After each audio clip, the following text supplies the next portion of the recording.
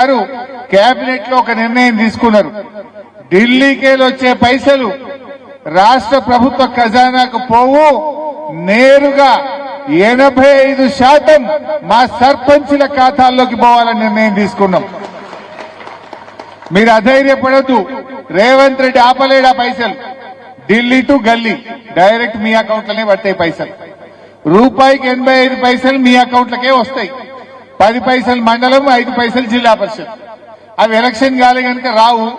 Election అయింది గనుక సర్పంచ్ల అకౌంట్ లోకే డబ్బులు వస్తాయి.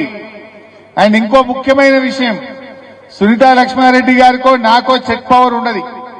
ముఖ్యమంత్రి రేవంత్ కు చెక్ పవర్ ఉండదు, ప్రధానమంత్రికి ఉండదు. చెక్ పవర్ ఉండేది భారత రాష్ట్రపతికే ఉంటది, మా సర్పంచ్లకే ఉంటది.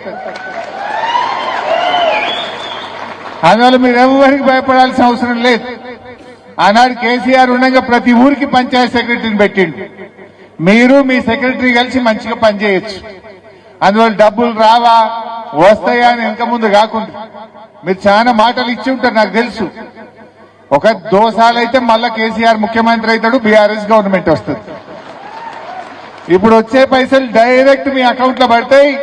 దాంతో ఏమేం చేయగలుగుతారో చెయ్యండి. మంచిగా మోరీలు సాఫ్ ఉండాలి, రాత్రిపూట చీకటి లేకుండా బుగ్గలు వేయాలి, మంచి నీళ్లు ప్రతి ఇంటికి పొద్దున్నే రావాలి. రోజు మన ట్రాక్టర్ కొనిచ్చిండు కేసీఆర్, మంచిగా చెత్త ఎత్తి శుభ్రంగా గ్రామాన్ని పెట్టాలి. ఇట్లా మీతో అయిన కాడికి మీరు దండాడు. సునీతమ్మ గారు మీకు అండగా ఉంటది. ఏమైనా అర్థం కాకపోతే మీకు చెప్తుంది. ఇంకేమైనా పెద్ద పనులు ఉన్నాయనుకో, దోసాల తర్వాత మళ్ళా కేసీఆర్ గారు మన బీఆర్ఎస్ ప్రభుత్వం వస్తుంది, ఇంకేమన్నా ఉన్నా కూడా అన్ని చేసి పెడతాం. ఎందుకు? మీరు 5 ఏళ్ల కోసం గెలిచింది కదా, 5 ఏళ్లు కదా. ఇప్పుడు ఈ కాంగ్రెస్ ఇక దోసాల కంటే ఎక్కువేం ఉండదు. దోసాల తర్వాత ఎప్పుడు ఎలక్షన్ వచ్చినా మళ్ళా గులాబీ జెండా ఎగురుతుంది, కేసీఆర్ గారు ముఖ్యమంత్రి అవుతాడు.